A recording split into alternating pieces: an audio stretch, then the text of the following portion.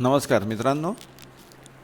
जयविजयांना सनद सुजातांचा शाप मिळाला आणि त्यांना भूतलावर जन्म घ्यावे लागले. मी मागे चुकून अवतार घ्यावे लागले. अवतार हे फक्त हे वरिष्ठ देव जे आहेत, भगवान शंकर, भगवान विष्णू, दत्त, गणपती किंवा ह्या सगळ्या मोठमोठ्या देवता ह्या फक्त अवतार घेतात. बाकी सर्वांना जन्म घ्यावे लागतात प्रकृती परवश होऊन. हे जयविजयांना तिन्ही युगांमध्ये जन्म घ्यायला लागले. त्यात सत्ययुगामध्ये त्यांनी जे जन्म घेतले ते दिती आणि कश्यप यांच्या पोटी त्यांना प्रथम जन्म मिळाला. एके दिवशी काय झालेलं असतं, कश्यप ऋषी, संध्याकाळची वेळ असते आणि कश्यप ऋषी मावळत्या सूर्याला अर्घ्यदान करून सर्व संध्या करून ते विधी उरकत असतात आणि तेवढ्यात त्यांच्याकडे दिती येते. ह्या कश्यप ऋषींना 2 पत्नी, दिती आणि आदिती. दितीला कश्यप ऋषींपासून जी मुलं होतात त्यांना दैत्य असं म्हटलं जातं आणि आदितीला कश्यप ऋषींच्यापासून जी मुलं होतात त्यांना आदित्य म्हटलं जातं, म्हणजे देव. तर तेव्हा त्यांच्याकडे दिती येते आणि संध्याकाळच्या वेळी त्यांची पूजा चालू असताना आता अगदी अंधार पडत आलेला असतो. जेव्हा इतक्या अंधार पडत येतो तेव्हा काही गोष्टी आपल्या धर्मशास्त्रांनी वर्ज्य करायला सांगितले. त्याच्यात तुम्हा मुलांना आवडेल अशी एक गोष्ट आहे बरं का. जेव्हा सूर्य मावळलेला असतो आणि पूर्ण अजून अंधकार झालेला नसतो, अशा वेळी ज्या गोष्टी वर्ज्य सांगितलेल्या आहेत त्या म्हणजे खाणं पिणं, खायचं प्यायचं नाही. मुलांना आवडतं ते म्हणजे अभ्यास करायचा नाही बरं का. संध्याकाळ झाली, सूर्य मावळला आणि अजून व्यवस्थित रात्र झालेली नाही, हा मधला जो वेळ असतो ज्याला सायंकाळ असं म्हणतात, टळटळीत सायंकाळ, त्यावेळी अभ्यास करायचा नाही, त्यावेळी झोपायचं नाही आणि त्यावेळी स्त्री पुरुषांनी एकत्र यायचं नाही. ही धर्माज्ञा आहे. तर त्यांची संध्याकाळ सायंविधी सगळे पूर्ण होतात, सूर्य अस्ताला जातो आणि तेवढ्याच त्यांच्याकडे दिती येते आणि म्हणते की महाराज, कश्यप महाराज, आपण कृपा करून मला पुत्र द्यायची व्यवस्था करा. कश्यप महाराज म्हणतात ठीक आहे, पण आत्ता तू घाई करू नकोस, थांब जरा. ही आत्ताची जी संध्याकाळची वेळ आहे, या संध्याकाळच्या वेळेचा पूर्ण लोप होऊ दे आणि त्याच्यानंतर आपण काय करायचं ते बघू. पण दिती अधीर झालेली असते त्याच्यामुळे आई व्हायला, त्याच्यामुळे ती त्यांच्यामागे भुणभुण लावते आणि शेवटी कश्यप ऋषींना तिचं म्हणणं ऐकावं लागतं. कश्यप ऋषींच्या लक्षात येतं हे जे काही घडतं आहे ते अवश्यंभावी आहे, त्याच्यामुळे हे घडणारच आहे, ठीक आहे. आणि ती वेळ झाल्यानंतर ते जेव्हा काही वेळाने दोघेही सावरतात, त्याच्यानंतर दिती आनंदाने निघून जायला लागते, तेव्हा कश्यप ऋषी तिला थांबवतात आणि म्हणतात तुझ्या हातनं पापाचरण घडलेलं आहे. एकतर मी तुला थांबायला सांगत असताना तू ऐकलं नाहीस, तू पतीची आज्ञा मोडलीस. त्याचप्रमाणे संध्याकाळच्या वेळी ज्या काही गोष्टी निषिद्ध सांगितलेल्या आहेत त्या धर्माच्या मर्यादेचंही तू उल्लंघन केलं. आणि संध्याकाळची जी वेळ आहे, सूर्य मावळल्यानंतर रात्र व्हायच्या आधी, ह्या मधल्या वेळेमध्ये हा भगवान शंकरांच्या आधिपत्याखाली असलेले जे गण आहेत, भूत आणि प्रेतगण, त्यांच्या फिरण्याचा वेळ असं सांगितलेलं आहे. तेव्हा ही वेळ सर्वस्वी निषिद्ध मानलेली आहे. ह्यावेळी परवाचाही म्हणायचा नसतो. आपण जो परवाचा म्हणतो, संध्याकाळी पाढे म्हणतो, देवदेवतांची स्तोत्र म्हणतो, ती सुद्धा यावेळी निषिद्ध सांगितलेली आहेत. तर तुझ्या आत्मा या 3 प्रकारे पाप घडलेलं आहे. त्याच्यामुळे या संध्याकाळच्या वेळी आता तुझ्यामध्ये जी गर्भधारणा झालेली आहे त्याचा परिणाम असा होईल की आता तुला 2 पुत्र होतील, पण ते दोघेही जण अतिशय क्रूर, बलिष्ठ पण पापी असतील. फक्त त्याच्यामध्ये समाधानाची गोष्ट एवढीच आहे की त्यांना ते एवढे बलिष्ठ आणि पापी असतील की त्यांना मारण्यासाठी प्रत्यक्ष भगवंतांना अवतार धारण करायला लागेल. ही त्याच्यातल्या त्याच्यात जमेची बाजू आहे. पण अशा मुलांची तू आई होणार आहेस तेव्हा तू आता त्यांच्यावरती चांगले संस्कार करायचा प्रयत्न कर. दिती त्यांना नमस्कार करून निघून जाते.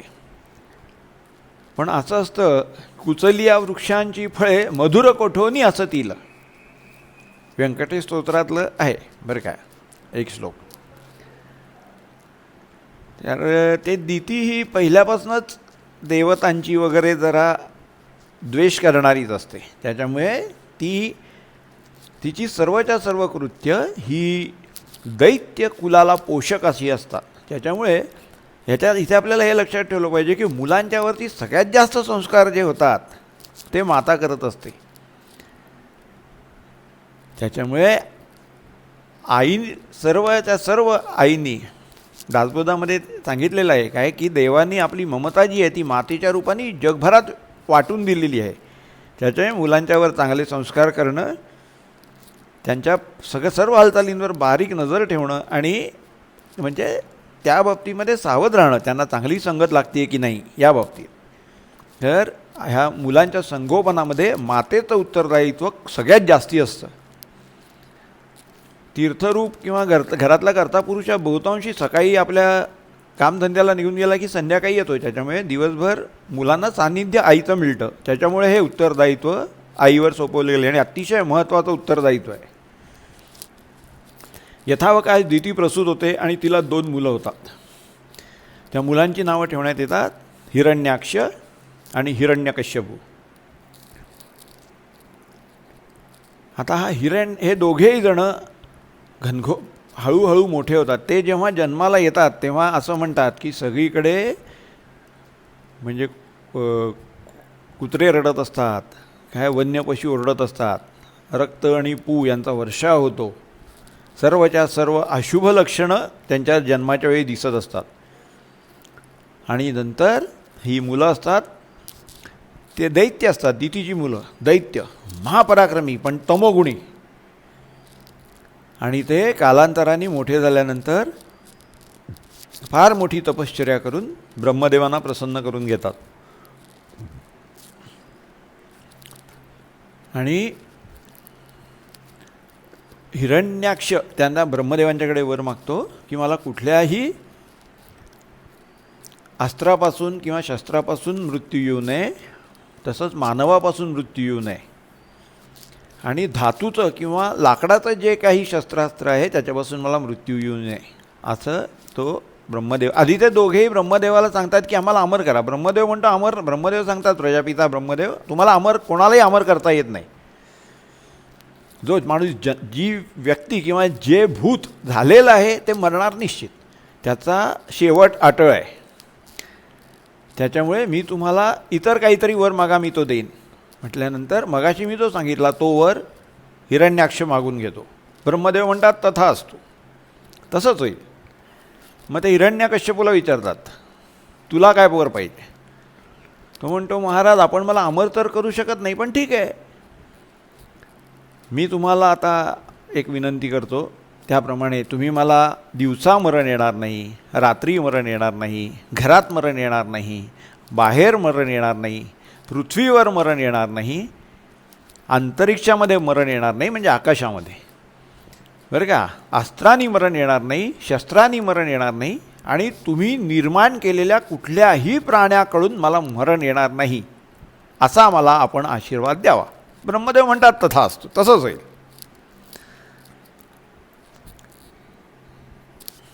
अमर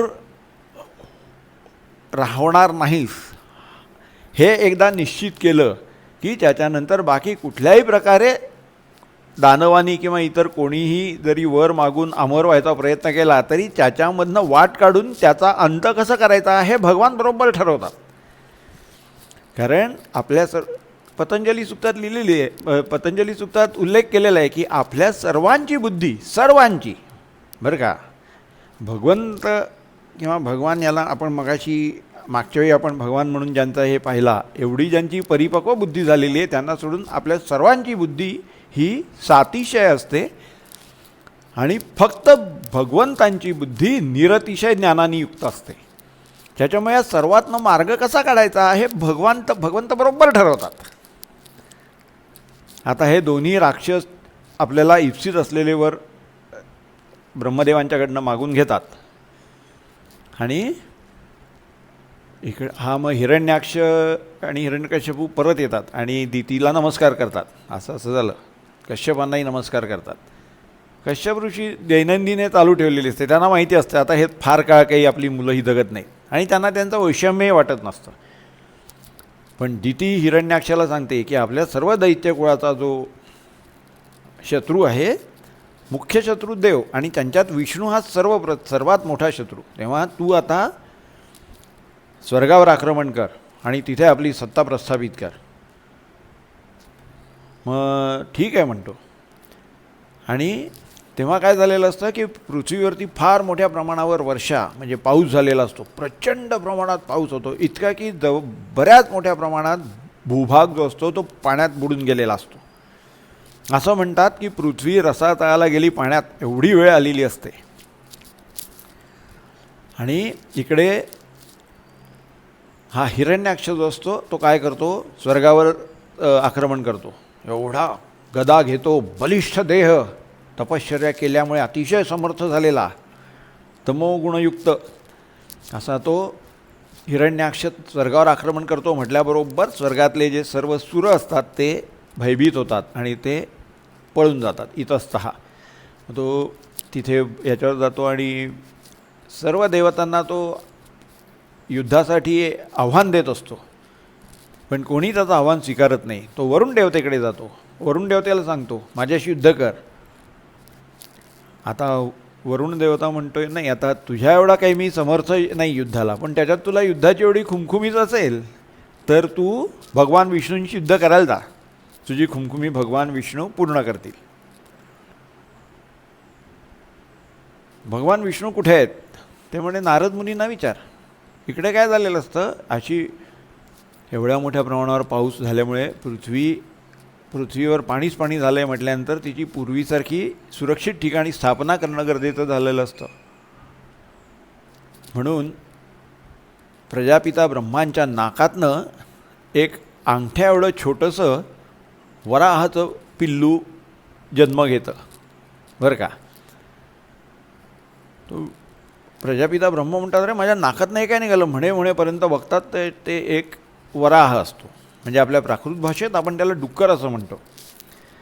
आणि तो वराह त्याचं जे पिल्लू असतं ते थोड्या वेळात हा म्हणता पर्वताचा एवढा मोठा आकार धारण करतं, प्रचंड आकार धारण करतं. असे बलिष्ठ अतिशय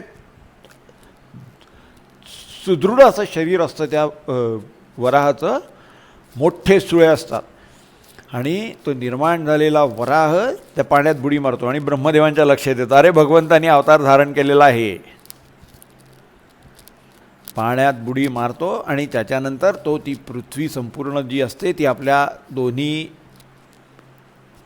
सुळ्यांवरती नीट ठेवतो सुरक्षित आणि मूळ ठिकाणी प्रस्थापना करण्यासाठी घेऊन यायला लागतो.